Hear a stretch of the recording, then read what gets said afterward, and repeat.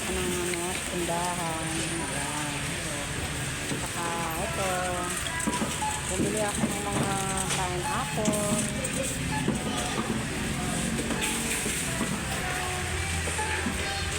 Dito kami sa buwan. Ayan, dito.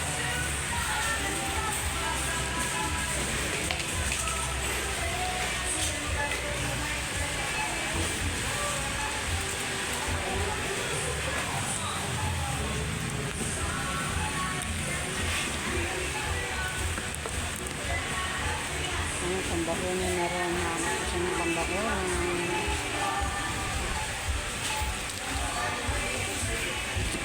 Ay, ang liit. Ayan, mga pambakunan.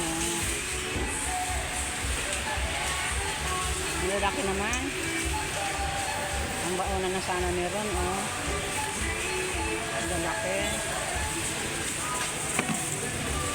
Ano lang ito yung mga pinamili namin ni Ron.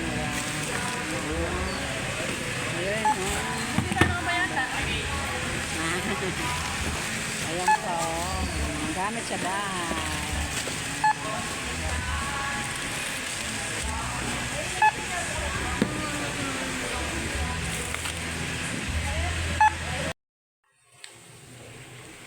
Hello.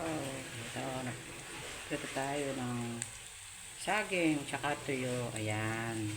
Almusal natin sa mga lalabo. Luluto ako ng tuyo tsaka yung piniritong saging. Ayan. Ayan. Tapos ito magsasangag tayo. Fried rice. Ayan. Nakabili ako ng ating ito yung aking gatas ng kalabaw mga lalab.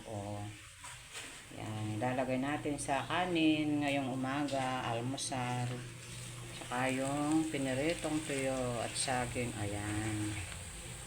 Okay ang mga almusal nyo mga lalab dyan. Ayan. Nagluluto ako ng fried rice. Ayan. Hello mga lalab. Ito. Ginisa ko na yung aking pakbit. Ayan. Nagpakbit naman tayo ngayon mga lalab.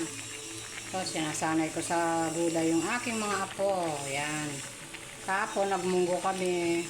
Nasarapan sila dun sa luto kong munggo. Kaya ito, pakbit na naman. Ayan. Kahapon, kahapon ng gabi. Nag-adobo ng manok sila. Kaya ngayon, gulay na naman. Para balance yung kanilang nutrition, di ba?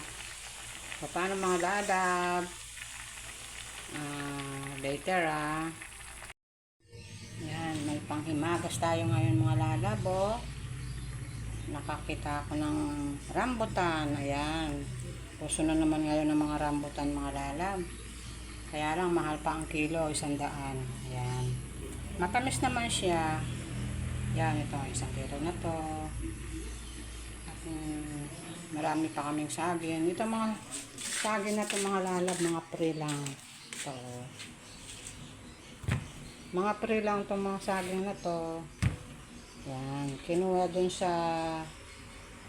sa garden ng kapatid ng aming daddy lolo. Ayan.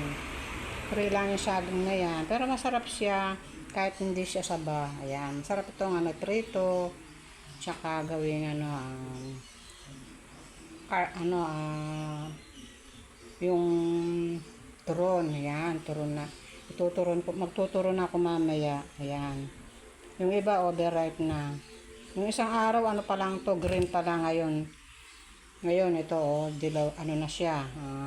Yellow na siya. Kaya hinog na siya. Ayan.